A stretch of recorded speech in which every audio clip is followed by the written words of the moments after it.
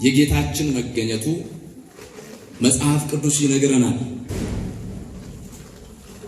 ልጅ ተጠርቶ እናት አትቀርም፣ እናት ተጠርታ ልጅ አይቀርምና እመቤታችን ቅድስት ድንግል ማርያምም በዛ ሰርግ ቤት ውስጥ እንደነበረች መጽሐፍ ይነግረናል።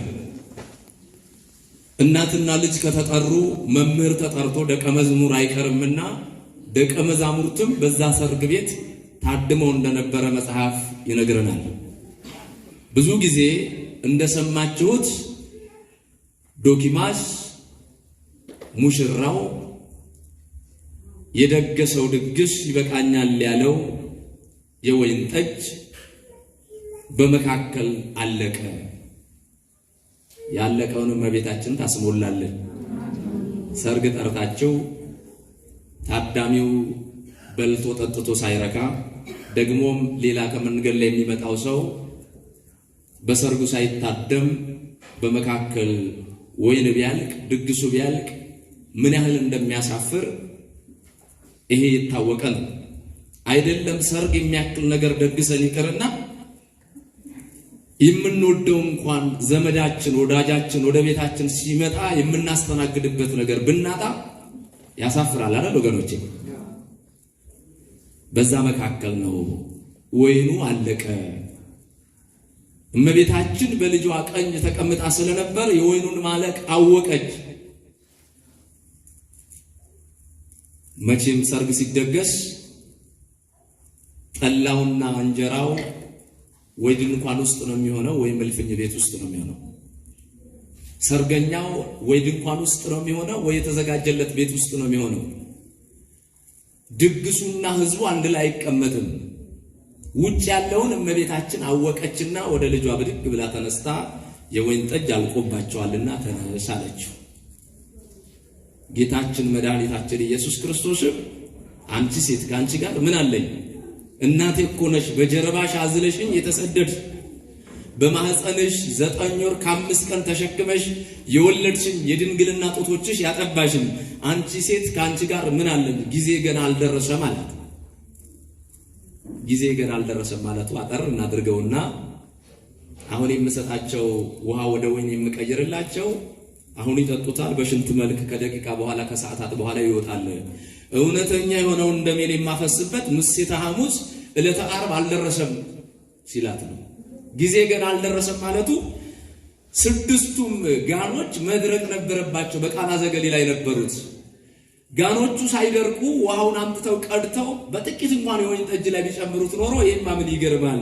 የነ ኤልሳ ጥቂቱ ዘይት አብዝተውት የለም ወይ? እነ ኤልያስ በማድረግ የነበረው ጥቂቱን ዱቄት አብዝተውት አልነበረም? ይሄማ ምን ይገርማል እንዳይሉ ጋኖቹ መድረቅ ስለነበረባቸው ጊዜ ገና አልደረሰ ማለት። ምክንያቱም ጌታችን መድኃኒታችን ኢየሱስ ክርስቶስ በእኛ ጥንስስ ላይ አይጠምቅም። ካለመኖር ወደ መኖር የሚያመጣ አይቻልም የተባለው ነገር እንደሚቻል የሚያሳይ ስለሆነ ጊዜ ገና አልደረሰ ማለት። ሶስተኛው ጊዜ ገና አልደረሰ ማለቱ ይሁዳ ገና ወደ ሰርጉ አልታደመም ነበር ይላሉ ሊቃውንት። ወይም ደግሞ ወደ ውጭ ወጥቶ ነበር። እርሱ በሌለበት ውሃውን ወደ ወይን ጠጅነት ቢቀይረው ኖሮ በዕለተ ዓርብ አሳልፎ ሲሰጠው በ30 ብር ሲሸጠው ከተአምሩ ቢለየኝ አሳልፍ የሰጠሁት እንዳይል ይሁዳ ገና አልታደመም ወደ ሰርጉ ማለቱ ነበር። እናትና ልጅ ስለተግባቡ የሚላችሁን ምን በሉ አለች አድርጉ። አሁን ወንድማችን ተሾመና እህታችን መሰረት ቅድስት ቤተክርስቲያን ያስተማራቻቸውን ራሳችሁን ጠብቁ፣ ልጅነታችሁን ጠብቁ፣ ሽልማት ሸልማችኋል ያለችው ቤተክርስቲያን ያንን ሰምተው ከአባቶቻቸው እግር ስር ቁጭ ብለው ተምረው ራሳቸውን ጠብቀው ዛሬ በተግባር ሙሽሮቹ ስርዓተ ተክሊል በስርዓተ ተክሊል እነሆ አንድ ሆነዋል። ክብርና ምስጋና ለእግዚአብሔር ለአምላካችን ነው። ይሄ ቅድስት ቤተክርስቲያንን መስማት ነው፣ አባቶችን መስማት ነው፣ እግዚአብሔርን መስማት ነው። መጽሐፍ ቅዱስ ያለውን በተግባር መዋል ነው። የሚላችሁን አድርጉ ስትል ውሃ ቀጂዎቹ ወደ ወንዝ ወረዱና ውሃውን ቀድቶ አምጥተው 6ቱን ጋኖች ሞሏቸው። ወደ ወንዝ ወርዶ ወጩን ቀድቶ አምጥቶ ጋኖቹን መሙላት የሰው ድርሻ ነው። አሁን ሰው ድርሻ አለ። አሁን ቅድስት ቤተክርስቲያናችን ዛሬ በሙሽሮቹ ላይ ድርሻውን የተወጣችው ሲመጡ እልል ብላ ጃንጥላውን ዘርግታ ጸሎቱን አድርሳ ቅዳሴውን ቀድሳ ከዛሬ ጀምሮ አካልህ ነች መሰረት አንድ ሆናችኋል፣ ከዛሬ ጀምሮ አካልሽ ነው። ሰነፈች መከነች ብለ ላትተዋት፣ ሰነፈ መከነ ብዬ ላልተው ብላ ሁለቱም በቅዱስ ሥጋውና በክቡር ደሙ በቅዱስ ቤተክርስቲያን ቃል ገብተው ካህናቱ ቀድሰው ቅዱስ ሥጋውና ክቡር ደሙን አቁርበው ሁለቱም ሙሽሮች አንድ አድርገው ቤተክርስቲያን ድርሻዋን ተወጣለች። ዛሬ ምኗን ተወጣለች? ከዚህ በኋላ 50 ኪሎ ጤፍ 100 ኪሎ ጤፍ እያስፈጨች ቤተክርስቲያን በየሙሽሮቹ ቤት አታደርስም። ለመጣ ሁሉ ተቀበሉኝ ላለ ሁሉ ዳሩኝ ላለ ሁሉ ቅድስት ቤተክርስቲያናችን ተቀብላ እንደዚሁ ትድራለች። ለዚህ ክብር ያልበቃችሁ እግዚአብሔር ለዚህ ክብር ያበቃችሁ። የበቃችሁና ደግሞ በትዳር ላይ ኖራችሁ በቅዱስ ሥጋውና በክቡር ደሙ አንድ ያልሆናችሁ አንድ እንድትሆኑ እግዚአብሔር በቸርነቱ ይርዳችሁ። ስለዚህ የሰዎች ድርሻ ነበር ውሃውን ቀድቶ አምጥቶ ጋኖቹን መሙላት። አመጡ፣ ጋኖቹን ሞሏቸው። የማን ድርሻ ነበር? የሰው ድርሻ ነው። ወገኖቼ ድርሻችንን እንወጣ። አይደለም ሰው እንስሳት እንኳን ድርሻ አላቸው። የአህያ ድርሻ፣ የበቆሎ ድርሻ፣ የበሬ ድርሻ፣ የላም ድርሻ ምን እንደሆነ ታውቃላችሁ። ሰው ድርሻ አለው። አሁን አልወጣም ድርሻ ያለው ሰው ነው። እንስሳት እንኳን በተግባር እየተወጡ ነው። አመጡ፣ ውሃውን ሞሉት። በእመቤታችን በቅድስት ድንግል ማርያም አማላጅነት ውሃው ጣፋጭ ሆነ።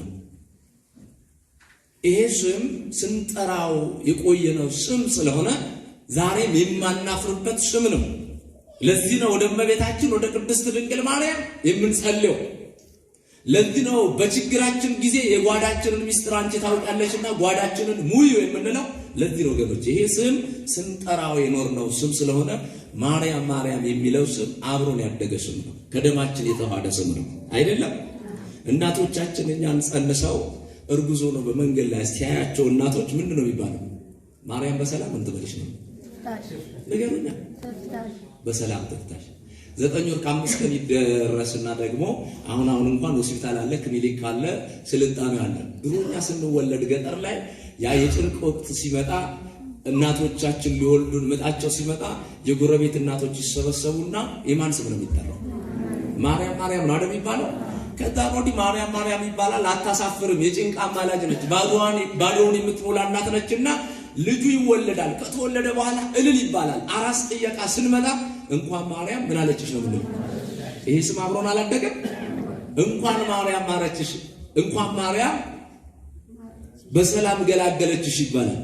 ከዛ ወዲህ ገንፎን ይበላና ቡናውን ተጠጥቶ ወደ ውጭ ደግሞ ስንወጣ ቻው ብለን ስንወጣ ማርያም በምን ታውጣሽ እንላለን? በሽሉም ታውጣሽ እንላለን። ያ የተወለደው አራሱ ሕፃን ትንሹ ልጅ ሲስቅ ማን እያጫወተችው ነው ይባላል? ማርያም እያጫወተችው ነው ይባላል አይደል? ሰው የጠራን መስሎን ዞር ብለን የጠራን ሰው ያለመኖሩን ስናረጋግጥ የማን ብቅል እየፈጨው ነው እንላለን? የማርያም ብቅል እየፈጨው ነው እንላለን አይደለም?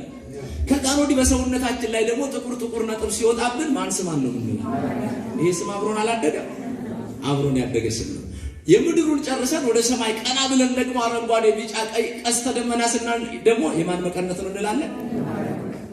ስንጫወት ከተማ ያደጋችሁት የማን መንገድ ነው የምንለው? የማርያም መንገድ። ስንታረቅ ደግሞ በየትኛው ጣታችን? አብሮን አላደገም? ክብርና ምስጋና ይግባት እመቤታችን። አብሮን ያደገ ስም ነው። ለዚህ ነው የምንጠራት፣ በሰርጋችን የምንጠራት። ተገኘች በዶኪማስ ሰርግ ቤት እመቤታችን ቤተ ዘመድ ነበረች ይላሉ ሊቃውንት። ጌታችንን ደግሞ የጋበዘው ናትናኤል የተባለው ሐዋርያ ነው። ናትናኤል የተባለው ሐዋርያ የሚያገባው ዶኪማስ ወልደ ኪሮስ የምንለው ያጎቱ ልጅ ስለነበር ጌታችንን ጠራ። ስለዚህ በሰርጋችን፣ በጉድለታችን፣ በኑሯችን፣ በሕይወታችን ሁልጊዜ ኢየሱስ ክርስቶስን መጥራት ይገባናል። ኢየሱስ ክርስቶስን ጠርቶ ድንግል ማርያም ማስቀረት ደግሞ ጤንነት ስላልሆነ ድንግል ማርያም መጥራት ይጠበቅብናል ማለት ነው። እመቤታችን ተነሳች፣ ጣፋጭ ወይን ጠጅ ሆነላቸው። ዶኪማስ ከማፈር ዳነ፣ እድምተኞቹ ከመማረር ዳኑ። የሚመጡትን ውሃ ጠጥተው እንዳይመለሱ እግዚአብሔር አምላካችን ጣፋጭ ወይን አደረገውና ላሳዳሪው ቀርታችሁ ስጡ አሉና ሲሰጡት በጣም ተገረሙ። ምን ነው ዶኪማስ መናኛውን አስቀድመ ጣፋጩን የወይን ጠጅ ወደ ኋላ አስቀርበው አሉ። እነሱ የጠመቁት ጠጅ ሰውን የሚያደባድብ ነው፣ ለበሽታ የሚዳርግ ነው፣ አእምሮን የሚያሳምም ነው። ጌታችን የቀየረው ግን የወይን ጠጅ ጣፋጭ የወይን ጠጅ ስለነበረ መናኛውን ለምንድን ነው ያስቀረው? አሁን አገር ቤት ያደጋችሁ ሰዎች ታውቃላችሁ። ሙሽራ ይዞ ሲመጣ ሙሽራው ሙሽሪትን ይዞ ሲመጣ መጀመሪያ ገጠር የሚሰጠው አሁን ከተቀየረ አላውቅም ቀይ ወጥ ነው አይደለም ወይ ንገሩ። መጀመሪያ ቀይ ወጥ ነው የሚበላው። መጀመሪያ ክትፎ ቢሰጠው ቀይ ወጥ ማን ይበላው? መጀመሪያ ቀይ ወጥ ይበላና ሆዱን ከሞላ በኋላ ደግሞ የድርሻ ክትፎ ይሰጠው ማለት ነው።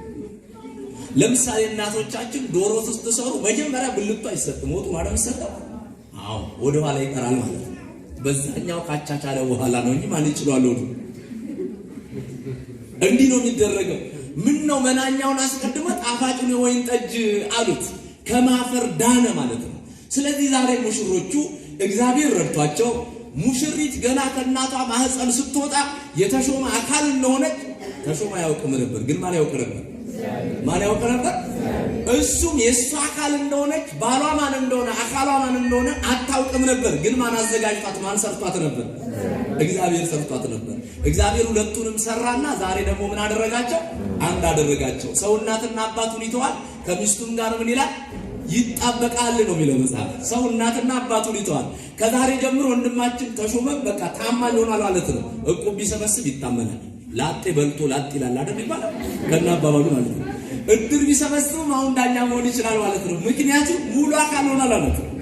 ደግሞ በመጽሐፈ መክብብ ምዕራፍ 9 ቁጥር 4 ላይ ምንድነው የሚለው? ሰው ብቻውን ይሆን ዘንድ መልካም አይደለም። ቢወድቅ ማን ያነሳዋል? ቢጠማ ማን ያጠጣዋል? ቢራብ ማን ያበላዋል? አንድ ከመሆን ሁለት መሆን ይሻላል። በሶስት የተገመደ ገመድ በቀላሉ አይበጠስም። ብቻውን የሆነ ሰው በተኛ ጊዜ ራሱ ይበርደዋል።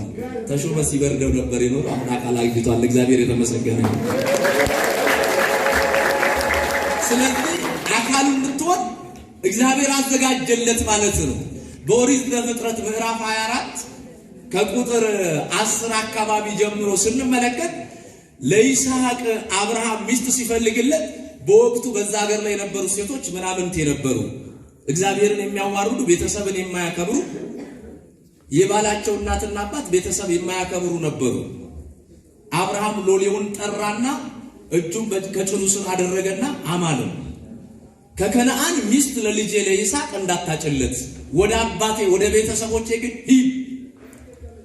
የማያውቃትን ርብቃ ወገኖቼ ወርቁን፣ ልብሱን፣ ጥሎሹን ይዞ የአብርሃም ሎሌ ሲሄድ ሚስት ለይስሐቅ እሺ ብላኝ የምትመጣ ሚስት ባላገኝስ?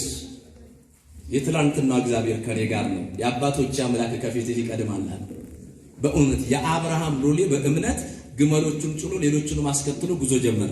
መንገድ ላይ ግን የአብርሃም ሎሌ አንድ ጸሎት ጸለየ። ጸሎቱ ምንድነው? ወደ ውሃ ምንጭ በደረስኩ ጊዜ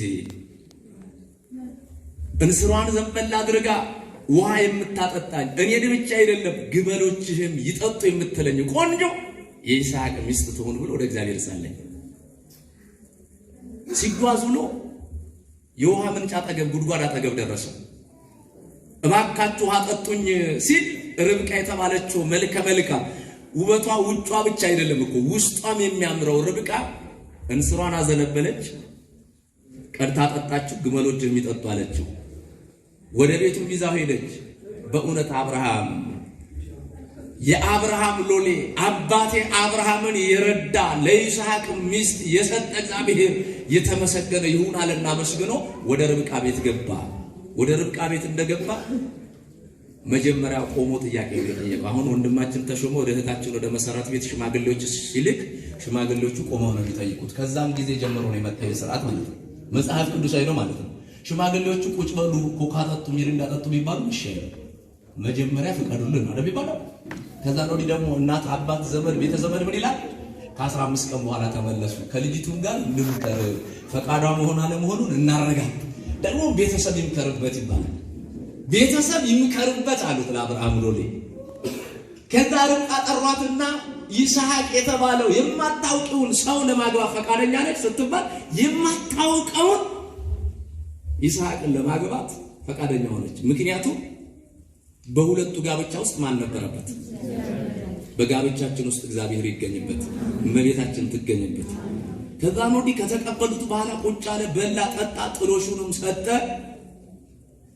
ርብቃ ስለምንወዳት እባክህ አንድ ሳምንት እንኳን ከኛ ጋር ትቆይ ሲሉት የአብርሃም ሎሌ አንድ ትልቅ ነገር ተናገረ። እግዚአብሔር መንገዴን አቅንቶልኛልና አታዘግዩኛል። ማን መንገዴን አቅንቶልኛል? አዎ ጥሩ እጮኛ ካለቻችሁ ብፌውን ሳላሟላ ቁምሳጥኑ ሳላሟላ ኮንዶሚኒየም ቤት ሳይደርሰኝ አትበሉ። አብሮ ሰርቶ ማደግ ይቻላል። አንዳንዴ እንደምታውቁት ብፌው ያምራል፣ አመት የማይበላበት ሳህን አለ ቤት ውስጥ። አሁን እኔ ካገባው 8 ዓመቴ ነው። እውነቴ ነው የምነግራችሁ። 2 ቀን ያልተበላበት ሳህን ለካ ብፌው ይሞላል። አንዳንዴ ቤተሰብ ቁጭ ብሎ የሚጨቃጨቅ ማለት ነው። የማይበላበት ሳህን የማይጠጣበት ብርጭቆ ከማጠራቀም ጥሩ አካል ስታገኙ አትዘግዩ። እሺ አትዘግዩ። እውነቴ ነው የምነግራችሁ። ገና መች ሞላልኝ አትበሉ። ማን ይሞላዋል? ማን ይሞላዋል? እግዚአብሔርን ጥሩት። በዶኪማስ ቤት የተገኘች እመቤታችን አታዘግዩኝ አለ። ርብቃ ስትጠየቅ ለመሄድ ፈቃደኛ ነች? ፈቃደኛ ነች አለ። ያን ጊዜ ርብቃን ይዞ ወደ ይስሐቅ መጣ። ከርቀት ይስሐቅን ስታየው ርብቃ ማን ነው አለች። ባልሽ እሱ ነው። ተሸፋፈነች ይላል። አሁን ገጠር ላይ አሁን ቀርቶ ነው እንጂ ሙሽራ ተሸፋፍኖ ነበር አይደል? አባቶች ያውቃሉ። ሙሽራ ተሸፋፍኖ ነበር አይደል? አልነበረም? አሁን ባህሉ እየቀረ መጥቶ ነው እንጂ ሙሽራ ተሸፋፍና ነው ባሏን አታይ። ለዚህ ነው አባቶቻችን ምን ይላሉ? ፋሲካ ያገቧት ሙሽራ ሁልጊዜ ምን ይመስላታል አይደለም የሚባለው? ለምንድን ነው የሚባለው? ይሄን ተናግሬ ልጨርስ። ለምንድን ነው የሚባለው? ለካ ለምንድን ነው የሚባለው ብዬ ሳስብ ልጅቷ በገጠር ደረጃ ላይ ጥፍር የሚባል አለ አይደል? እሱን ትበላለች። አጎት ይጠራታል፣ ትበላለች። ጥፍሯ ይቆረጣል። አሁን አይቆረጥም። ለ2 ወር ለ3 ወር ያህል በቃ ስትቀለብ ነው የምትኖረው። ስራውን ትረሳዋለች ማለት ነው። ታላቅ እህት ካለቻት ትጠራታለች፣ ይበላሉ። ከዛ ወዲህ ደግሞ ወደ ባሏ ቤት ከሄደች በኋላ ጎላ ይሰራና መጋረጃ እዛ ውስጥ ቁጭ ትልና ጥሩ ምግብ ነው ከማቾቿ ቤት የሚመጣላት። በቃ እንደምትኖር ነው የሚመስላት። ወጣ እንደምታረግ ወፍጮ ቤት እንደምትሄድ ወንዝ ወርዳ ውሃ እንደምትቀዳ አታውቅም አይደል? ስለዚህ ፋሲካ ይመስላታል ይላል አባቶቻችን። ሙሽርነት መጋባት መተባበር ነው፣ ሰላም ነው። ይስሐቅን አየችው፣ ተሸፋፈነች። ይስሐቅም ወደ እናቱ ጓዳ አስገባት፣ እጅግም በጣም ወደዳት ርብቃን ይላል። ለዚህ ነው 20 ዓመት ሳይወልዱ ቆዩ። ከ20 ዓመት በኋላ እግዚአብሔር መንታ ልጆች ሲሰጣቸው እናያለን። የምንወልዳቸው ልጆች እግዚአብሔር አምላካችን ይባርክልን። ስለዚህ መከባበር ነው ትዳር። ቤተክርስቲያናችን ይሄንን ሸልማ ነው የኖረችው። ወንድማችን ያገኘውን ስራ ሰርተ፣ እህታችን ያገኘችውን ስራ ሰርታ እንደ አብርሃምና እንደ ይስሐቅ ጌታዬና እመቤቴ እየተባባላችሁ እንድትኖሩ ነው። እኛ ማጨብጨበን ድረናቸው ብቻ በቃ ቻው ልንል ሳይሆን የቀረቡት ወደ ክርስቶስ ቅዱስ ሥጋና ክቡር ደሙ ነው። ሙሽሮቹ ምድራዊ ብቻ አይደሉም፣ ሰማያዊ ናቸው። ጓደኞች፣ እናት፣ አባት፣ የንስሐ አባት፣ ሌሎቻችንም በጸሎት ልናስባቸው ይገባል። እግዚአብሔር ለዚህ ያብቃቸው። ጭቅጭቅ አያስፈልግም። ትዳር ሰላም ነው። እግዚአብሔር ያለበት ትዳር ሁልጊዜ ምንድነው? ሰላም ነው። ባልና ሚስት ነበሩ ይባላል። አንድ ምሳሌ ልንገራችሁና ላጠቃል። ውጭ ላይ ሲታዩ በጣም ያምራል ህይወታቸው፣ ውስጥ ላይ ግን ሲጨቃጨቁ የሚያድሩ ናቸው። ታዲያ አንድ ቀን ሚስት በጣም አናደደችውና ባል አልጋ ውስጥ የተቀመጠ ዱላውን አውጥቶ አናቷ ለ2 ሊከፍላት ሲል በር ተንኳኳ። ለጊዜው ዱላውን ተመለሰ።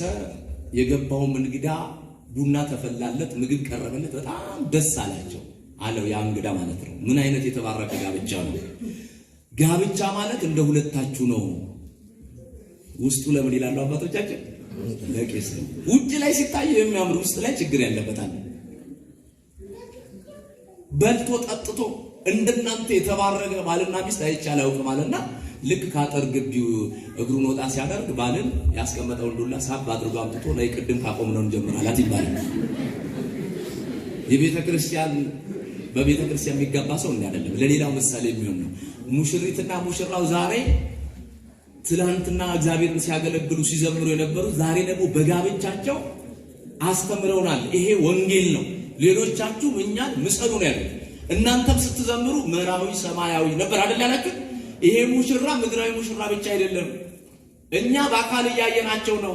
የክርስቶስ ቅዱስ ሥጋውና ክቡር ደሙን ስለበሉና ስለጠጡ ደግሞ ሰማያዊ ሙሽሮች ናቸው ብለን ነው ስንዘምር የነበረውና ለዚህ ክብር ሁላችንም ያብቃን።